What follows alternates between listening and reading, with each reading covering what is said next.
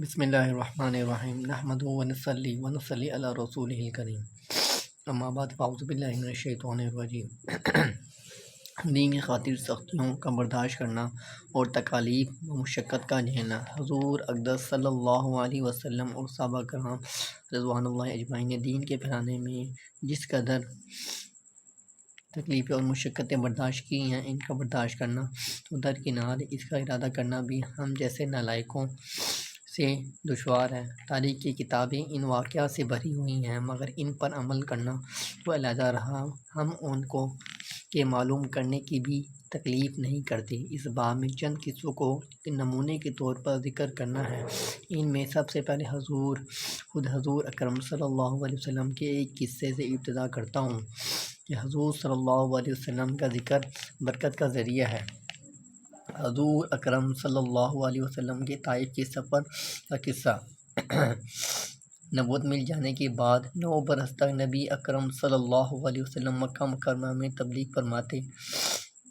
رہے اور قوم کی ہدایت اور اصلاح کی کوشش فرماتے رہے، لیکن تھوڑی سی جماعت کے سوا جو مسلمان ہو گئی تھی اور تھوڑے سے ایسے لوگ کے علاوہ جو باوجود مسلمان نہ ہونے کے آپ کی مدد کرتے تھے، اکثر کفار مکہ آپ کو اور آپ کے صحابہ کو ہر طرح کی تکلیفیں پہنچاتے تھے، مذاق اڑاتے تھے اور جو ہو سکتا تھا اس سے درگزر نہ کرتے تھے۔ حضور اکرم صلی اللہ علیہ وسلم کے چچا ابو طالب بھی انہی نیک دل لوگوں میں تھے جو باوجود مسلمان نہ ہونے کی حضور صلی اللہ علیہ وسلم کے ہر قسم کی مدد فرماتے تھے۔ 10ویں سال میں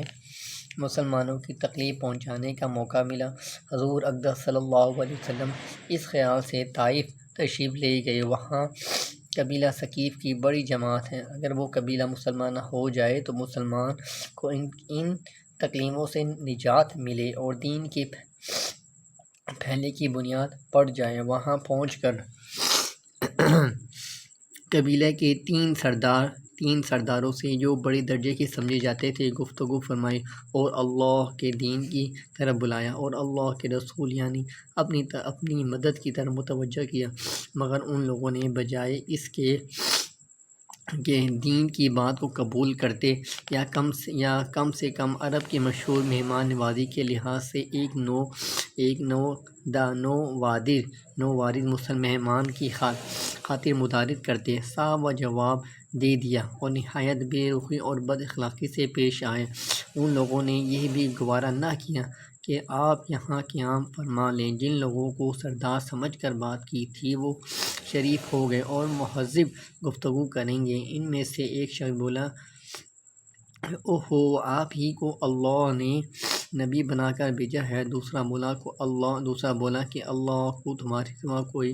اور ملتا ہی نہیں تھا جس کو رسول بنا کر بھیجتے۔ تیسرے نے کہا کہ میں تجھ سے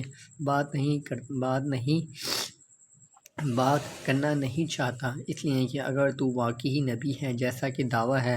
تو تیری بات سے انکار کر دینا مصیبت سے خالی نہیں ہے، اگر جھوٹ ہے تو ایسے شخص سے بات کرنا نہیں چاہتا۔ اس کے بعد ان لوگوں سے نا امید ہو کر حضور اکرم صلی اللہ علیہ وسلم نے ان لوگوں سے بات کرنے کا ارادہ فرمایا کہ آپ صلی اللہ علیہ وسلم تو ہمت اور استقلال کے پہاڑ تھے، مگر کسی نے بھی قبول نہ کیا، بلکہ بجائے قبول کرنے کے حضور صلی اللہ علیہ وسلم سے کہا کہ ہمارے شہر سے فوراً نکل جاؤ اور جہاں تمہاری چاہت کی جگہ ہو وہاں چلے جاؤ۔ حضور اکرم صلی اللہ علیہ وسلم جب ان سے بالکل مایوس ہو کر واپس ہونے لگے تو ان لوگوں نے شہر کے لڑکوں کو پیچھے لگا دیا کہ آپ صلی اللہ علیہ وسلم کا مذاق اڑائیں، تالیاں پیٹیں، پتھر ماریں، حتیٰ کہ آپ صلی اللہ علیہ وسلم کے دونوں جوتے خون کے جاری ہونے سے رنگین ہو گئے۔ حضور اقدس صلی اللہ علیہ وسلم ایسی حالت میں واپس ہوئے جب راستے میں ایک جگہ ان شریروں سے اطمینان ہوا تو حضور صلی اللہ علیہ وسلم نے یہ دعا مانگی، اے اللہ، تجھ ہی سے شکایت کرتا ہوں، میں اپنی کمزوری اور بے کسی اور لوگوں میں ذلت اور رسوائی، اے ارحم الراحمین، تو ہی ضعفاء کا رب ہے اور تو ہی میرا پروردگار ہے۔ تو مجھے کس کے حوالے کرتا ہے؟ کسی اجمی بغانے کے جو مجھے دیکھ کر ترش روح ہوتا ہے اور منہ چڑھاتا ہے، یا کسی دشمن کو کہ جس کو تو نے مجھ پر قابو دے دیا ہے۔ اے اللہ، اگر تو مجھ سے ناراض نہیں ہے تو مجھے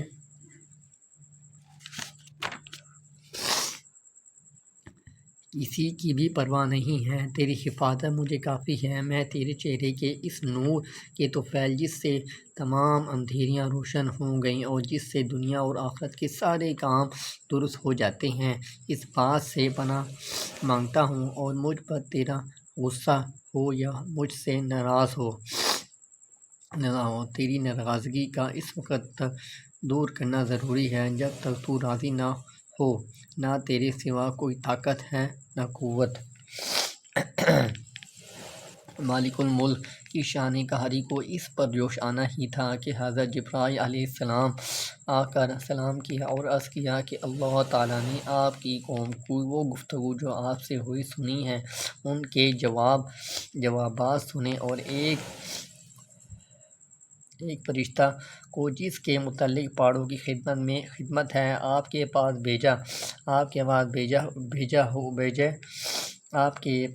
بھیجا ہے کہ آپ چرچا ہیں، اس کو حکم دیں۔ اس کے بعد اس فرشتے نے سلام کیا اور عرض کیا کہ جو ارشاد ہو اس کی تعمیل کروں۔ اگر ارشاد ہو تو دونوں جانب کے پہاڑوں کو ملا دیں جس سے یہ سب درمیان میں کچل جائیں، اور جو سزا آپ تجویز فرمائیں۔ حضور اکرم صلی اللہ علیہ وسلم کے رحیم و کریم ذات نے جواب دیا کہ میں اللہ سے اس کی امید رکھتا ہوں اور کہ اگر یہ مسلمان نہیں ہوئے تو ان کی اولاد میں سے ایسے لوگ پیدا ہوں جو اللہ کی پرستش کریں اور اس کی عبادت کریں۔ فائدہ میں یہ لکھتے ہیں، یہ ہیں اخلاق اس کریم ذات کے جس کے ہم لوگ نام لیوا ہیں کہ ہم ذرا سی تکلیف سے کسی کی معمولی سی گالی دینے سے ایسے بھڑک جاتے ہیں، پھر عمر بھر اس کا بدلہ نہیں اترتا، ظلم پر ظلم اس پر کرتے رہتے ہیں اور دعویٰ کرتے ہیں کہ اپنے محمدی ہونے کا، نبی صلی اللہ علیہ وسلم کی پیرو بننے کا۔ نبی کرم صلی اللہ علیہ وسلم اتنی سخت تکلیف اور مشقت اٹھانے کے باوجود بددعا فرماتے ہی نہ کوئی بدلہ لیتے ہیں۔